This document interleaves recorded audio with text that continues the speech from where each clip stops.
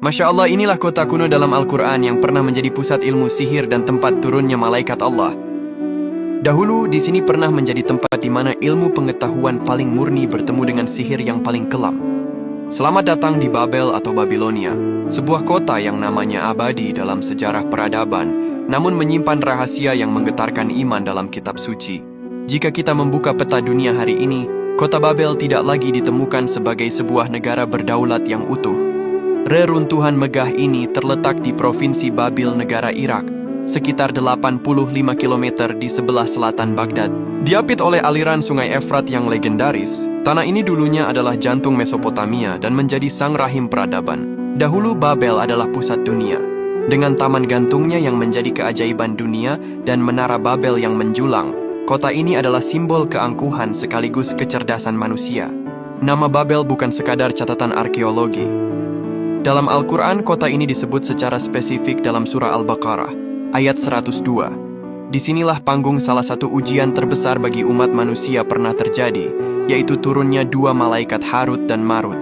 Allah Subhanahu wa Ta'ala berfirman dalam Al-Quran yang artinya, "Dan apa yang diturunkan kepada dua orang malaikat di negeri Babil, yaitu Harut dan Marut, sedang keduanya tidak mengajarkan sesuatu kepada seorang pun sebelum mengatakan, sesungguhnya kami hanya cobaan bagimu, sebab itu janganlah kamu kafir." Quran Surah Al-Baqarah ayat 102. Kisah ini bermula saat sihir merajalela di masa Nabi Sulaiman alaihi salam. Setan-setan menyebarkan fitnah bahwa kekuasaan Nabi Sulaiman didapat dari sihir, bukan mukjizat. Allah kemudian menurunkan malaikat Harut dan Marut ke kota Babel, bukan untuk menyesatkan, melainkan sebagai ujian. Mereka mengajarkan perbedaan antara ilmu sihir dan mukjizat. Uniknya, setiap kali ada orang yang ingin belajar, kedua malaikat ini selalu memberikan peringatan keras. Kami ini hanyalah fitnah ujian, maka janganlah kamu menjadi kafir dengan mempelajari ilmu ini. Sayangnya, banyak penduduk Babel saat itu yang justru menyalahgunakan ilmu tersebut, salah satunya untuk memisahkan hubungan antara suami dan istri. Bayangkan Babel di masa itu seperti sebuah pusat gravitasi bagi para pencari kekuatan supranatural. Narasi sejarah menyebutkan bahwa di jalan-jalan kota yang dilapisi batu bata biru mengkilap, praktik-praktik okultisme berkembang pesat bersamaan dengan ilmu astronomi yang sangat maju.